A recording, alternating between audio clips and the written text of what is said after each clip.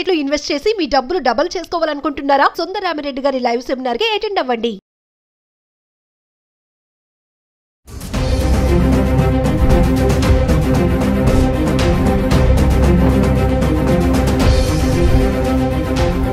నమస్తే, welcome back to Suman TV. మన భారతీయ సాంప్రదాయంలో మహిళలకి బంగారానికి చాలా ప్రాధాన్యత ఇస్తూ ఉంటారు. మరి తులం బంగారం ఎంత అవ్వబోతుంది? తగ్గినప్పుడు స్వల్పంగా తగ్గినా పెరిగిన క్రమంలో మాత్రం రెట్టింపే పెరుగుతుంది కదా. మరి తులం బంగారం 2 లక్షల వరకు కూడా వెళ్ళొచ్చు అని చెప్పేసి నిపుణులు చెప్పడం అయితే జరుగుతుంది. మరి దీనిపైన మంచి సమాచారం అందించడానికి మనతో పాటు ఉన్నారు అనలిస్ట్ మందరి కృష్ణారెడ్డి. బంగారం ధరలు కొంచెం పెరగడం, కొంచెం తగ్గడం ప్రతిరోజు మనం గమనిస్తున్నాం. ఈ వారం రోజుల లోపల ఒక 100 నుంచి 250 రూపాయలు, 300 రూపాయల దాకా పెరగడం, ఒక 1000 నుంచి 1500 రూపాయల దాకా పెరుగు తగ్గడం కూడా కనబడుతున్నాయి మనకు.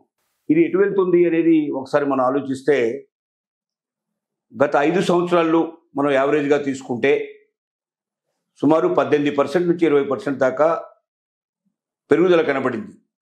అంటే 50,000 రూపాయలు ఉన్నటువంటి బంగారం 5 ఏళ్ల కాలంలో సుమారుగా 1,00,000 రూపాయలు దాటింది. ఇదే ట్రెండ్ కంటిన్యూ అవుతుందని మనం ఆలోచించినట్టయితే ఖచ్చితంగా మరి బంగారం ధర రాబోయే 4-5 ఏళ్లలో సుమారుగా 2 నుంచి 2.5 లక్షలకి చేరుకునే అవకాశం ఉంటుందని నిపుణులు చెప్తున్నారు. అంటే గత 5 ఏళ్లని ప్రాతిపదికగా తీసుకున్నట్టయితే, కానీ ఖచ్చితంగా గత 5 ఏళ్లని ప్రాతిపదిక తీసుకోవాలనే కండిషన్ మనం చెప్పలేం. ఎందుకంటే అప్పుడున్న పరిస్థితులను బట్టి అది పెరగడానికి అవకాశం దోహదం ఉండొచ్చు, ఇప్పుడున్న పరిస్థితుల్లో అది తగ్గడానికి కూడా పాసిబిలిటీ ఉండొచ్చు. కానీ పెరగడానికి ఎందుకు లక్షణాలు ఎక్కువగా ఉన్నాయని కొంతమంది చెప్తున్నారంటే, నిపుణులు చెప్పే మాట, యుద్ధాలు మరీ పెరుగుతాయి, దేశాల మధ్యలో ఉండేటువంటి సూర్యద్భావ వాతావరణం ఉండదు, ఖచ్చితంగా ఏదో ఒక దేశం ఇంకో దేశం మధ్యలో రోజు రోజుకి ఉద్రిక్తలు పెరిగిపోతాయి, యుద్ధాలు వచ్చే అవకాశాలు ఉన్నాయి అనేది ఒకటి. స్టాక్ మార్కెట్ కూడా స్టడీగా ఉండదు, అది కూడా బాగా ఫ్లక్చువేట్ అయ్యే అవకాశాలు ఉంటాయి విపరీతంగా, అది కూడా ఒక కారణం కావడానికి ఆస్కారం ఉండొచ్చు. అలాగే మరి మూడో దానికి తీసుకున్నట్టయితే లెక్క, మనకు యుద్ధాలతో పాటుగా మరి దీంతో పాటుగా చమురు ధరల మీద కూడా ఆధారపడే అవకాశాలు ఉన్నాయి. చమురు ధర కూడా పెరుగుతుందేమో అనే ఒక భయాలు కొన్ని దేశాలకు సంబంధించినటువంటి ఉద్రిక్తల విషయంలో మనకు అనుమానాలు పొడసూపుతున్నాయి. నాలుగోది ఏమిటంటే, మనకు ముఖ్యంగా డాలర్ విలువ తగ్గినట్టయితే బంగారం ధర పెరిగే అవకాశాలు ఉంటాయి. డాలర్ ధర తగ్గడానికి రకరకాల ఎత్తుగడలు జరుగుతున్నాయి. ఒకటి, బ్రిక్స్ దేశాలన్నీ కూడా కలిపి వాళ్ళు ప్రత్యేకమైన కరెన్సీ తీసుకొచ్చే ప్రయత్నం కూడా జరుగుతోంది.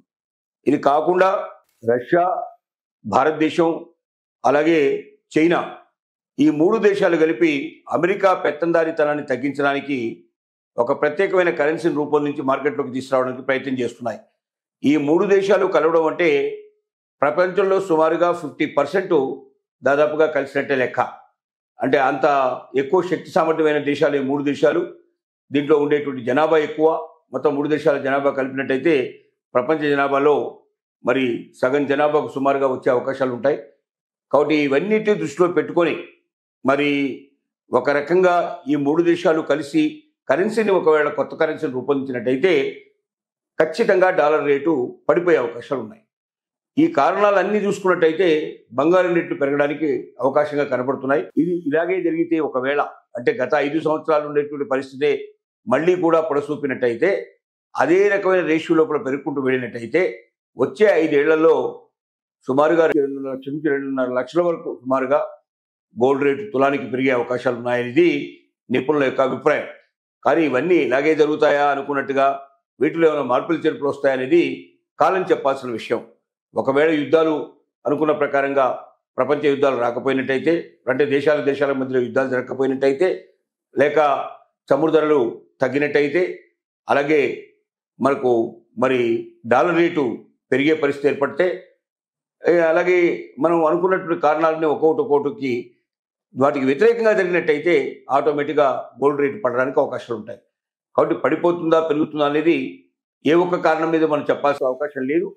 మొత్తం అన్ని అనుకూల పరిస్థితులు ఏర్పడితే మాత్రం అవి గత 5 సంవత్సరాలని మనం మరొకసారి మననం చేసుకుంటే, అదే విధానంతో ఒకవేళ గోల్డ్ రేటు పెరిగినట్టయితే వచ్చే 5 ఏళ్లలో 2.5 లక్షలు ఒక తులం రేటు పెరిగినా ఆశ్చర్యపడాల్సిన అవసరం లేదని నిపుణులు వ్యక్తం చేస్తున్న అభిప్రాయం.